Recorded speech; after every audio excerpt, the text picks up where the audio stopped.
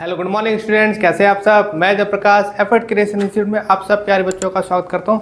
बेटा मैं class 10th के चैप्टर नंबर 2 पॉलिनोमियल चैप्टर में काफ़ी इंपॉर्टेंट एंड सिलेक्टेड क्वेश्चन लाया हूं जो कि काफ़ी इंपॉर्टेंट है एग्जामिनेशन पॉइंट ऑफ व्यू से।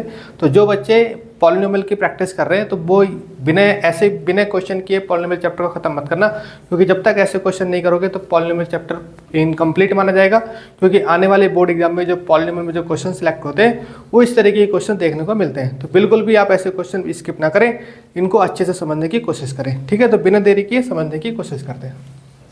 लिखा है if 1 zeros of polynomial function दिया हुआ है 2x² - 3x + p is 3, find the other zeros and value of p।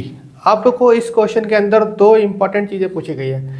एक तो सेकंड नंबर जीरो पूछा गया, तो फर्स्ट जीरो कितना दिया है 1 0 ऑफ दिस पॉलिनोमियल का कितना है, इसका मतलब इक्वल टू होता है। तो यहाँ पर 1 0 कितना है मतलब 3, मतलब कोई दो क्वाड्रेटिक इक्वेशन के जो दो जीरोस होते हैं उसमें से एक जीरो आपको 3 दिया हुआ है, तो अदर जीरो आपको निकालना है। पहला क्वेश्चन। दूसरा वैल्यू ऑफ p निकालनी है। तो किसी भी तरीके से आपने ऐसे सॉल्व करना है इसको। ठीक है, कैसे करेंगे देखो। पहले क्या करोगे, आप फंक्शन लिखो px = 2x² - 3x + p। ठीक है, लिख लिया। अब यहाँ पर आपको पता है इसकी वैल्यू दी हुई है 1 0 दिया हुआ है, तो लिखोगे x = 3। जैसे ही आप इसमें 3 की वैल्यू पुट करोगे इक्वेशन में, तो इक्वेशन क्या हो जाएगी 0 हो जाएगी, क्योंकि ये इसका फैक्टर है। जब ये फैक्टर होता है तो उसकी वैल्यू क्या हो जाएगी 0 हो जाएगी। जो फैक्टर की वैल्यू अगर आप इक्वेशन में डाल दोगे तो वैल्यू बिकम 0। ये एक थ्योरम भी है, ध्यान रखना। तो इसमें आप ये 0 हो जाएगी और इसमें x की वैल्यू डालो। x की वैल्यू कितनी डालोगे 3 - 3 x की वैल्यू 3 + p = 0। इतना कर दिया आपने।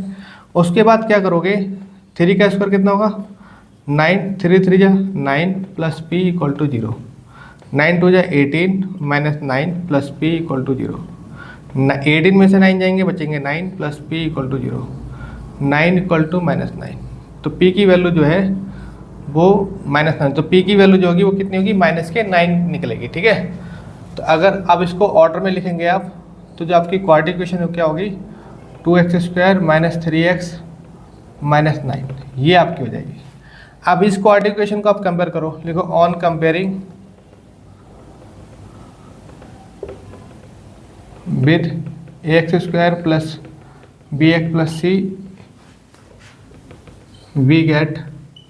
इसको कंपेयर करोगे तो a बराबर कितना मिलेगा 2, b बराबर मिलेगा -3 और c बराबर मिलेगा -9।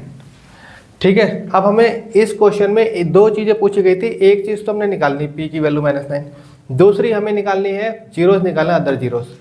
तो कैसे करके लिखेंगे, लिखोगे यहाँ लिखो प्रोडक्ट ऑफ जीरो,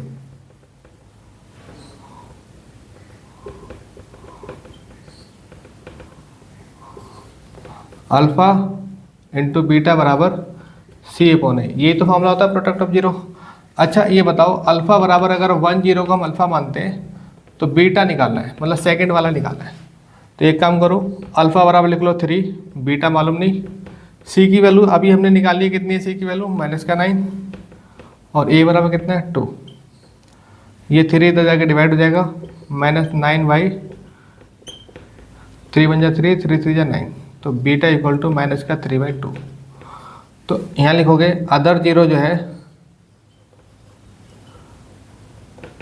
-2/3, जो कि हम बीटा मान रहे हैं। ठीक है, बात समझ में आ रही है। तो इस क्वेश्चन में अदर जीरो निकल गया और वैल्यू ऑफ p निकल गई। तो इस तरीके से क्वेश्चन देखने को मिल सकता है। तो काफ़ी इंपॉर्टेंट एंड सिलेक्टेड क्वेश्चन है, तो एग्जाम में ऐसे क्वेश्चंस आ सकते हैं। तो बिना ऐसे क्वेश्चन किए आप आगे मूव अप मत होना।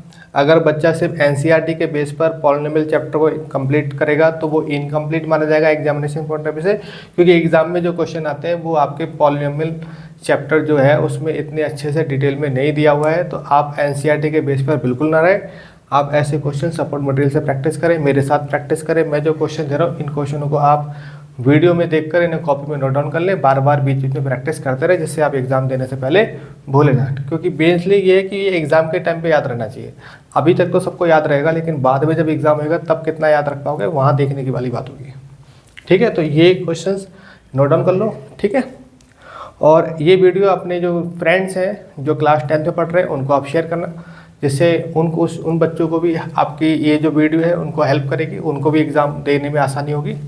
और वीडियो अच्छी लगे तो लाइक शेयर सब्सक्राइब करें। ठीक है, मिलते हैं नेक्स्ट वीडियो में। Tata bye bye.